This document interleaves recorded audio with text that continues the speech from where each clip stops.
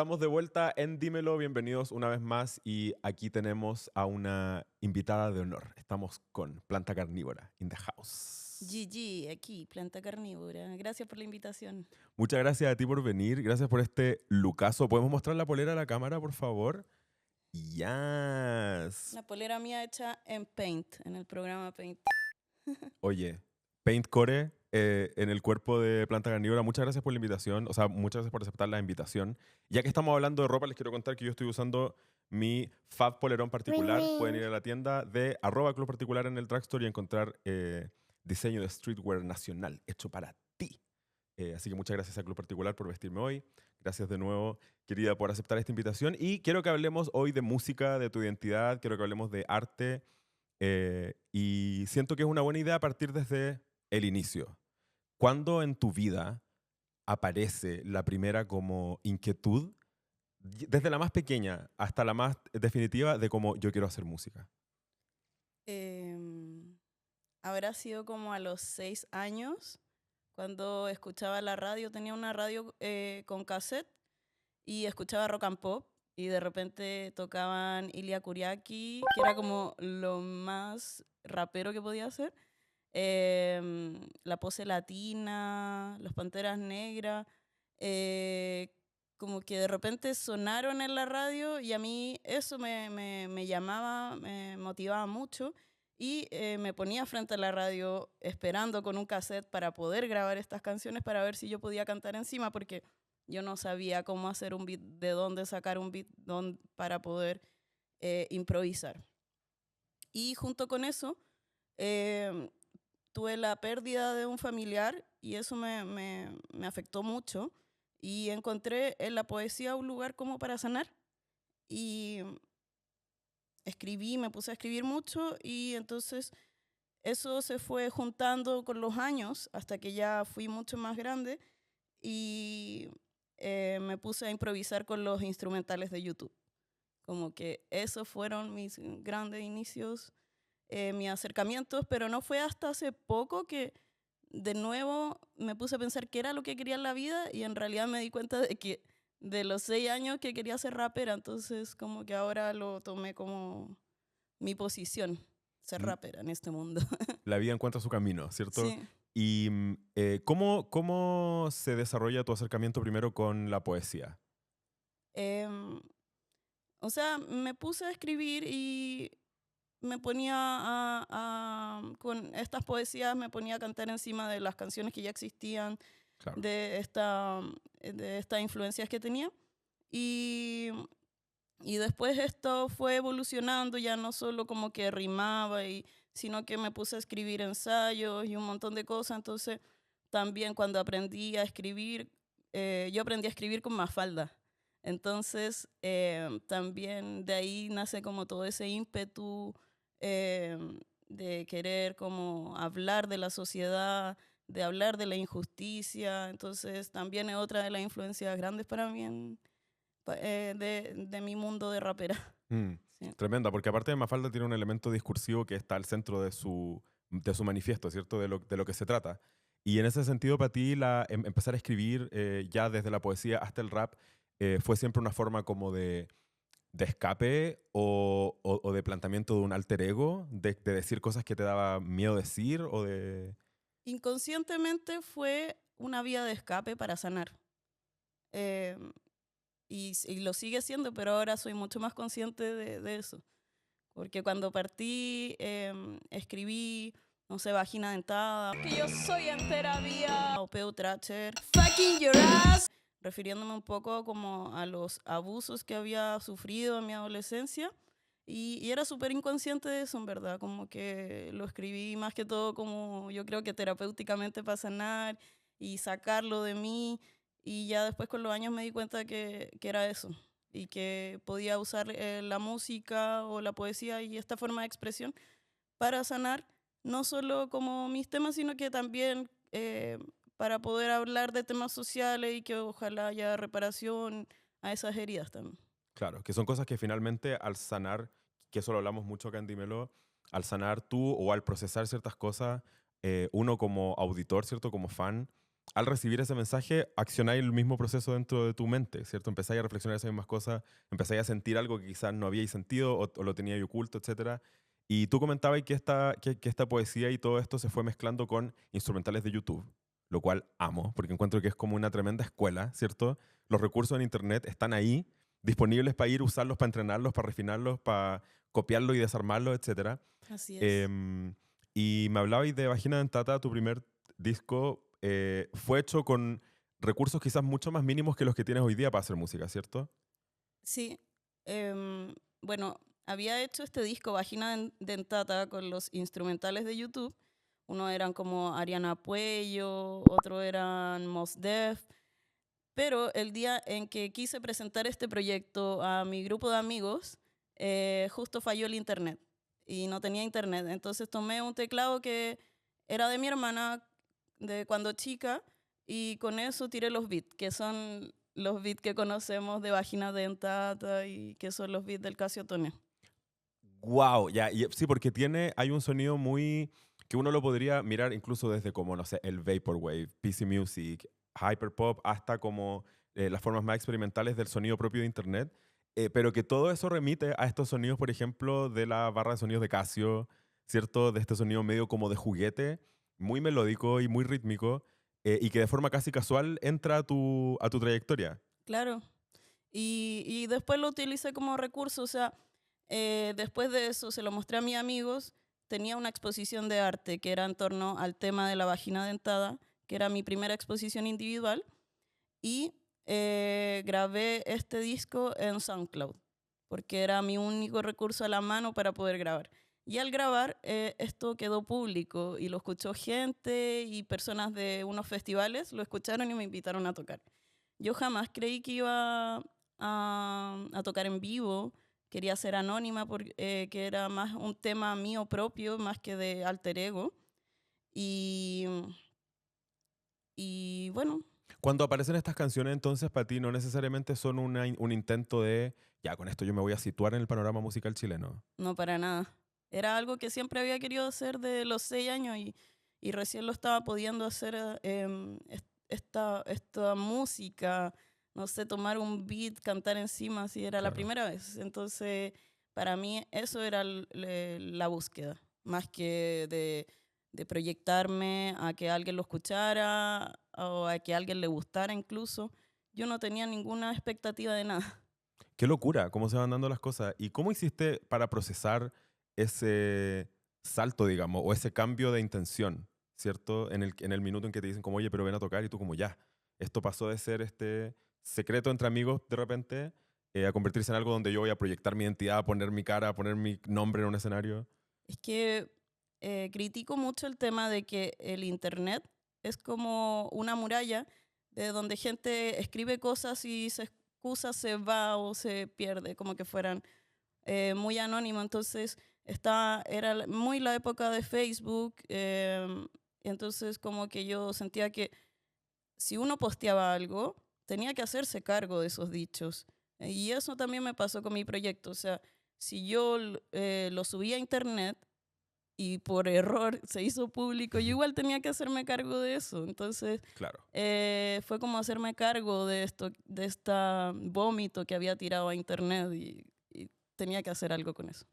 Algo que mucha gente conoce de ti es precisamente como la viralidad, ¿cierto? Como la explosión discursiva comunicacional que significó en un punto tu proyecto y tu propuesta.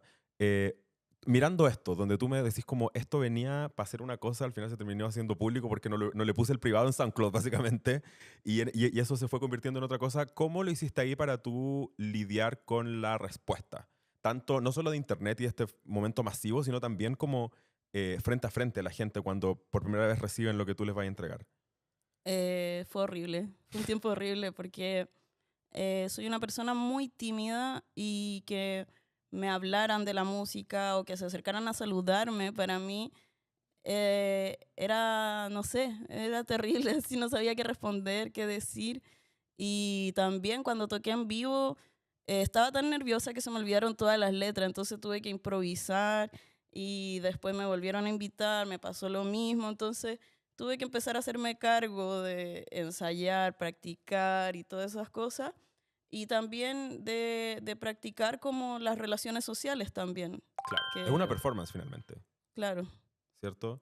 Es sí, interesante porque no es usual que pase que hay un proyecto artístico que tú como que no estás buscando que vea tanto la luz y que de repente la termina viendo más de lo que tú quisieras. Y me imagino que eso para ti significó también una metamorfosis personal, o me imagino. mucho. Sí, de hecho, borraba antes los comentarios, no sé, como que me intentaba como ocultar y al fin y al cabo todo esto se fue masificando, entonces ya como que se me escapaba un poco de las manos el control que podía tener y simplemente tenía que aceptar el hecho de que esto se estaba masificando, se estaba volviendo más popular y eso como de repente hay que hacerse cargo de las cosas de uno, aunque uno no tenga esa búsqueda, de repente uno tiene un fin para algo, pero claro, una cosa va llevando a otra y de repente Claro. hay que ir guiándola ahí. Y en ese momento de como tensión y como que tú estás ahí como, "Ah", ¿cuáles fueron esas voces o personas o fuerzas que te hicieron decir como ya, hay que hacerse cargo nomás? ¿Fue quizás como ver que la gente le estaba gustando lo que tú hacías o que había gente que ahora te seguía y te miraba como referente? Em, Fue una suma de cosas, en verdad, como de yo decir, ya, ¿cuál es la posición que tengo? Yo soy artista visual y vengo haciendo trabajo de arte visual y nunca había hecho música. Entonces, es decir, como, ok, voy a empezar a hacer música, ya tengo que hacer videoclip, tengo que hacer un montón de cosas. Y esos son como desafíos que me fui poniendo. O sea, como en un videoclip ya decía, ya, tengo que aprender a montar en el primer videoclip. Después en el segundo tengo que usar efectos. Y así fue como en general también como las relaciones. O sea, mis amigos me decían como, oye, no borrí los comentarios porque empezaron a salir todos los haters. Y entonces yo empecé a borrar todo esto porque a mí no me gusta como la mala onda y todo eso. Y ellos me decían, oye, déjalos, porque dejas en evidencia a esas personas. Y ninguna publicidad es mala también. Entonces empecé a probar dejar todos estos comentarios y no como eh, que no me diera vergüenza hacer lo que estaba haciendo en el fondo también. Porque yo había empezado este proyecto para mí y solo para mí, entonces no tenía ninguna expectativa de que si a alguien le gustara o no. Más que todo tenía como temor de familiares que descubrieran mi proyecto, que me criticaran como por que estaba hablando de la vagina y esas cosas, pero después cuando se volvió popular el proyecto ya todo el mundo se enteró, entonces yo ya tenía una solidez, tenía los conceptos súper claros y también la idea, entonces todo el mundo me respaldó más que criticarme.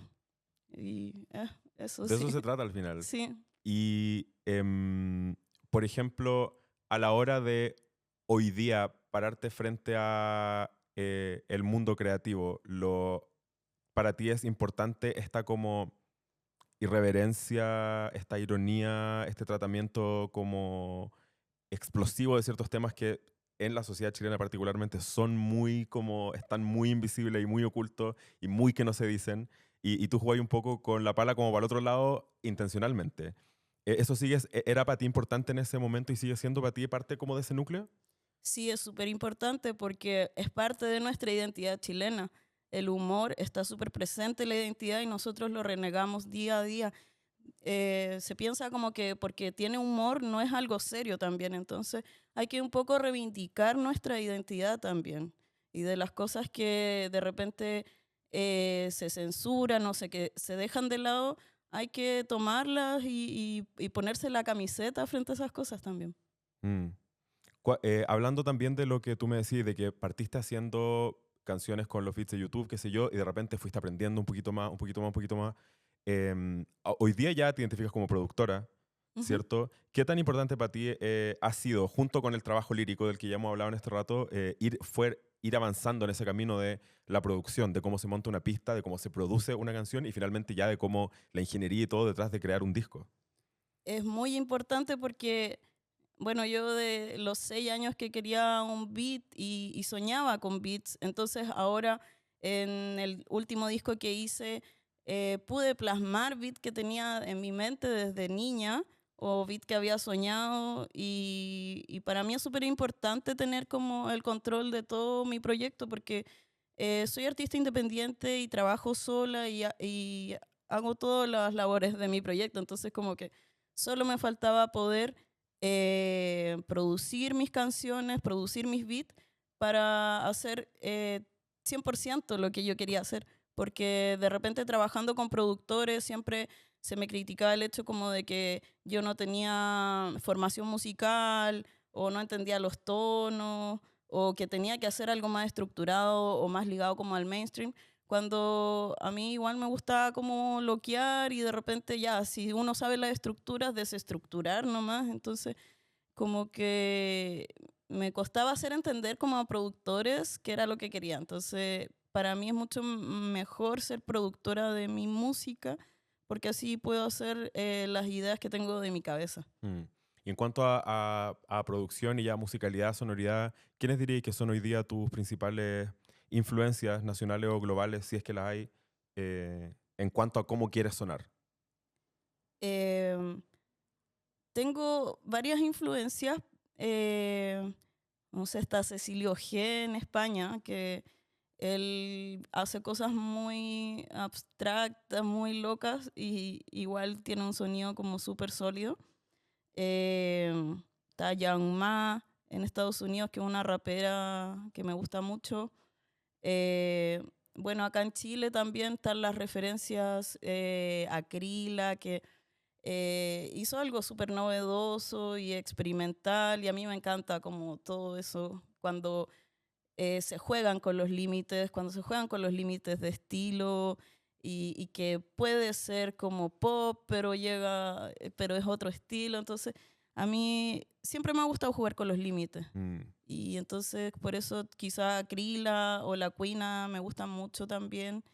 Em, Siempre que me hacen esta pregunta se me olvidan los artistas, O pero si uno nunca los tiene ahí en la me punta. gusta Mushka también, que es la hermana de Badial, que está Ya, haciendo algo súper sí. novedoso. Y bueno, hay muchos artistas en verdad que me gustan mucho, pero actualmente me gusta mucho que los artistas se estén arriesgando a no sonar como suena el sonido pop en particular y que hagan experimentaciones extrañas y que suene loco, así. Eso me La, llama mucho. la exageración y el juego con los límites obviamente es parte de tu propuesta, no solamente a nivel musical. Tú mencionabas también que eres artista visual, Sí. ¿cierto? Y hay una como... ¿cómo es el balance entre esas dos cosas, por ejemplo? Porque tu arte, el arte visual es parte de tu arte como arte musical también, ¿cierto? ¿Hay espacios donde tú crees que la visualidad puede atreverse más o donde el lenguaje complementa la visualidad que le falta un elemento? ¿Cómo se juegan esos dos S- componentes? Sí, totalmente. O sea, al arte visual le falta como poder eh, llegar a más límites, porque siempre están muy como con lo correspondido que se busca del artista o de ver en galerías. Y también por eso yo me salí un poco del mundo de las galerías o de los museos y me fui al internet y me puse a hacer la música porque es un medio masivo. Si bien tener internet es un privilegio, un gran porcentaje de la población a nivel mundial tiene internet.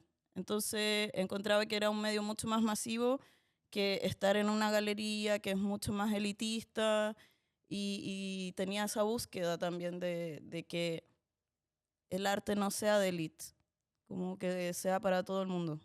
Y también tenía como ese problema en el mundo de las artes que siempre se me cuestionaba de que mi arte visual no era arte porque jugaba mucho al límite, de repente por querer involucrar a todo un público más masivo también.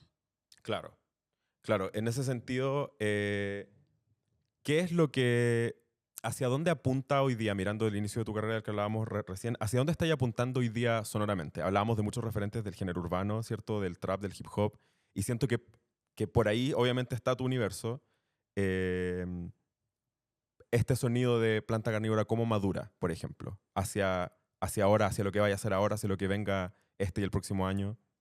Bueno, el sonido maduró en el sentido de que hay sonidos más nuevos, como subbajos más envolventes o sintetizadores digitales, más allá de este teclado análogo Claro, pero si bien el último disco que saqué, Dolor Crónico, sí, es como un rap experimental, yo cuando me empecé a practicar para poder producir mis beats, hice un montón de beats de distintos estilos. Entonces, eh, se vienen otros discos que no es solamente rap también. Discos más bailables, música más latina. También tengo otros proyectos por ahí que no es solo planta carnívora. Tengo un disco de rancheras que quiero sacar, pero es con otro proyecto. Entonces, también eso de producir los beats me llevó a ampliar mucho más el sonido y quizá buscar también otros nombres para proyectos distintos. claro. Es como un nuevo canvas al final, ¿cierto? Como un nuevo lienzo Claro. con el que podía empezar a pintar cosas nuevas y hacer cosas nuevas. No quiero que se nos pase el rato sin que mencionemos el rapón, porque hemos estado hablando de la exageración, ¿cierto? Y de ese juego con los límites, y siento que este como elemento camp es muy propio de lo que hace Planta Carnívora. Y desde ahí este como rap exagerado que tú planteas, ¿sentís que es como hijo de un movimiento, parte de un movimiento que es amplio dentro de Latinoamérica? Em, ¿O sentís que representa algo propio de la cultura chilena, por ejemplo? Em, Creo que es más, habla de la actualidad ahora, porque ahora hay como una búsqueda de salirse del boom bap, Ujú. de hacer en el mismo trap aplicar, no sé, electrónica, eh, hacer experimentación. Entonces, sí es más de la actualidad que el rap se volvió mucho más grande. Eh, si bien falta como que las instituciones bueno, donde entregan premios y todo, se valoren los estilos por lo que son y que no se englobe solo en género urbano, Mm, cuando hay rap, hay trap, reggaetón, no sé, el mambo, son distintos estilos. Entonces ojalá que las instituciones empiecen a separarlo así y no como en esa descalificación que tiran un poco de decir esto es género urbano por no saber dónde ponerlo. claro, es a través de un estereotipo minimizar una exploración creativa que lleva décadas y que incorpora Claro. mucho género. ¿Cómo puede la música popular convertirse en una forma de resistencia contra este poder de la industria o contra esta estructura enmarcada de cómo funciona la música? Seguir haciendo nomás. O sea, hay que seguir dándole y que cada persona también que está metida en la industria musical, que ya sean artistas, técnicos de la música, em, también lleven ese impulso adelante, porque si nos quedamos callados, nadie va a hacer algún cambio. Y bueno, si vemos Puerto Rico, hay premios específicos, hay que ya están clasificados los estilos diferenciados. Acá en Chile como que se reniega mucho como lo que es llaman género urbano. Entonces em, hay mucho clasismo a la hora de definir estos estilos y de decir lo que es música y que no es música. Entonces eh, ojalá que empecemos a querer más lo que se produce acá en Chile, apoyar a los artistas y también reivindicar estos estilos. Sí, Tremendo. Oye, ya que mencionamos dolor crónico, ya que el tiempo vuela, te quería, bueno, primero que todo, felicitaciones por ese trabajo, que es, aparte de lo que es el rap, de lo que es la propuesta, sonoramente está muy hermoso y muy como exquisito de escuchar. gracias. Em, ¿Cuáles son algunas de las ideas, pistas, proyectos de lo que se puede venir eh, para ti, para tus fans, por ejemplo, que nos están escuchando y que quieren saber así como cuándo hay algo nuevo o qué va a ser lo nuevo?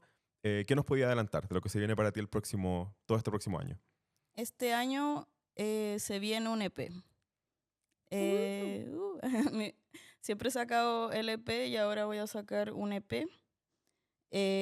música latina, bailable, cosas medias locas también, y también muy ligado al fútbol, porque el fútbol siempre ha estado en mi obra artística, visual y en la música, pero nunca lo he reivindicado.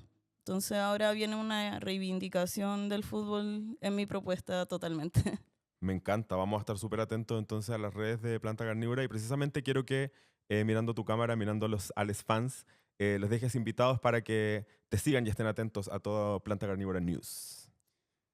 Síganme en redes sociales, escuchen mi nuevo disco Dolor Crónico y también los invito a mi próximo evento en Matucana 100 el 29 de agosto. Las entradas están a la venta en la página de Matucana 100. Ahí me pueden ver. Ahí te vamos a ver, Planta Carnívora. Muchas gracias por este ratito de conversación acá en Dímelo. Felicitaciones por lo que has hecho. Mucho ánimo para todo lo que se viene. Aguante Muchas la música gracias. chilena y muchas gracias por vernos una vez más acá en Dímelo. Chau, chau.